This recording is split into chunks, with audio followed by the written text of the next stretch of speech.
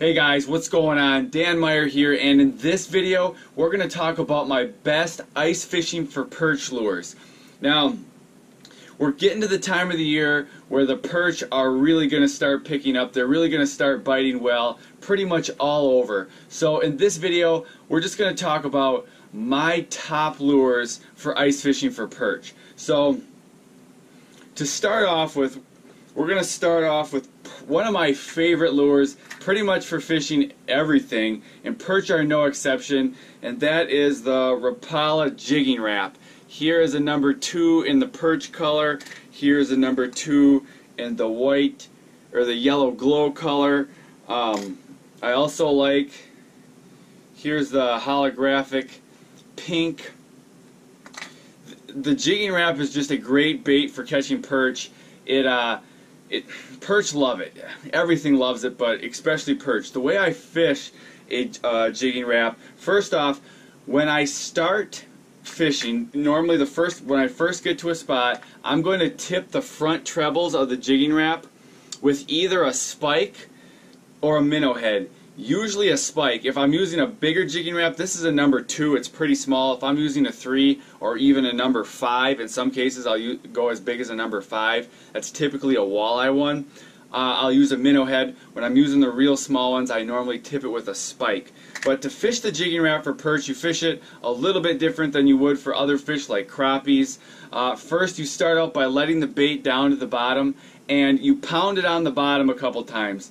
Let it hit the bottom, raise it up, let it hit the bottom. You want to get a big poof of whatever the bottom material is. Just get that mud, kind of a little cloud of mud down there. That attracts perch in. Then what I'm going to do is, if the perch are really finicky, I'm just going to kind of hop it up and down off the bottom, raise it up, hop it a little bit.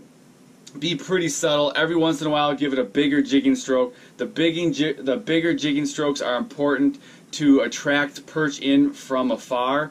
Once they come in, I'm just going to shake the rod, just let that jigging wrap barely move, and give it pauses every once in a while. A lot of times the perch will hit on the pause. That's one reason I like to tip it with a spike. That way when the bait is just sitting there, they have something to key in and target, and also it gives them a little scent. If they don't hit it on the pause on my first jigging sequence, what I'm going to do is, while they're sitting there staring at it, I'm just going to jump it a little bit and then pause it. If that still doesn't get it, raise it up a little bit, keep shaking. That's normally what's going to be that gets the bite. So the second bait that I really like for ice fishing perch is the custom Jigs and Spins Slender spoon. Here's what it looks like. This is the gold, the orange gold. This bait works awesome, especially when there's sun. That gold really puts off a lot of flash. This also has a great fluttering action down to the bottom. While it's fluttering, that thing is just flashing like crazy. That is attracting perch in from a pretty good distance.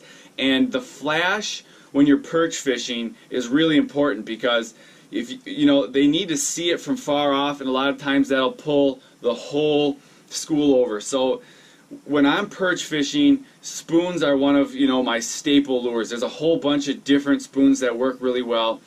I could do a whole video on just spoons. But the number 2 bait is this Slender spoon. I'm definitely going to tip the hooks on the Slender spoon, usually with spikes, but also sometimes with wigglers. If I'm fishing the spoon pretty subtle, I'll put wigglers on it, or depending on the lake, some lakes they're mainly a wiggler type bite, but I'll either use wigglers or spikes on the Slender spoon. The problem with the Slender spoon, there's 2 problems. One, that's the 1/16 ounce. If you're fishing deep water, it gets down there kind of slowly, and if you want to keep the school, if you want to keep the attention of the school so they stay right under your hole, you need to be able to get the bait down there quickly. The Slender spoon takes a little bit longer to get down there. So in that case, when I need to get down to a school quickly, I'm going to use this Clam Speed spoon. I really like this Clam Speed spoon. It gets down to the bottom really fast because it's heavy, but it's got, I'm going to kind of show you, this is what it looks like. You've got the big spoon up on top, and then you've got a dropper chain down to a hook with a little bead on it. So the key to this bait is it's heavy, so it gets down to the bottom really quickly, but then the dropper chain with the little hook on it, on that hook I'm going to put some maggots or some spikes. I'm going to pack them right on that little dropper chain. So you've got the big spoon to attract the perch over, but that's a pretty big, chunk of metal right there. So the dropper chain will get those little finicky perch to bite. It's less intimidating to have just a little hook. Stop wiggling. A little hook with some maggots on it than to smash this whole spoon. So you've got the draw of the big spoon, and then you've got the subtle approach of just a little hook, which is away from the spoon because of that dropper chain. Now, the third lure that I really like, this is a high confidence lure. It's either the Baity Knock Swedish Pimple or the Baity Knock Dew Jigger. Here's the Dew Jigger right here. These baits have been catching perch for a long time. They're kind of they're just a classic perch bait. Lots of guys use them. These are great baits. I'm going to tip the trebles again with either a minnow head or some spikes or waxies. This one's gold. I painted actually a red stripe on it, but this is just the gold one. A lot of flash to attract those perch in from a long distance. When you're perch fishing, the name of the game is just get some flash down there, get their attention, and pull that school over. A lot of times that's one of the most important things. That's why spoons work so well, because they have so much flash, brings them in. Jigging wraps too, when you're down there, just that thing's darting around, pulls them over. Okay, so I also like this little VMC Flash Champ spoon. It's a smaller spoon. This one's a holographic orange. It's a smaller spoon, gets down there fast, has a nice flutter action. This one does not go side to side. It's pretty much just vertical, but it's going to flutter down. And I pack the hooks of this spoon as well with spikes. So those are pretty much the lures that I like to use. Now, pretty much another one of the best ways to go when you're fishing for perch is with just a regular either teardrop jig. Here's a here I'll show you. Here's just a little jig, or here here's a different profile of a jig. A jig in either spikes, wigglers, or minnows is deadly for perch. It's one of the best ways to go. So especially if they're finicky, which when perch get finicky, they are finicky. It's like when you're crappie fishing and you have finicky crappies, you can usually entice them into biting. Not all of them, but you can get some biters. When perch are off, they are tough. So when you get into a situation like that, I like to downsize all the way down to just a little jig with either wigglers or spikes on them.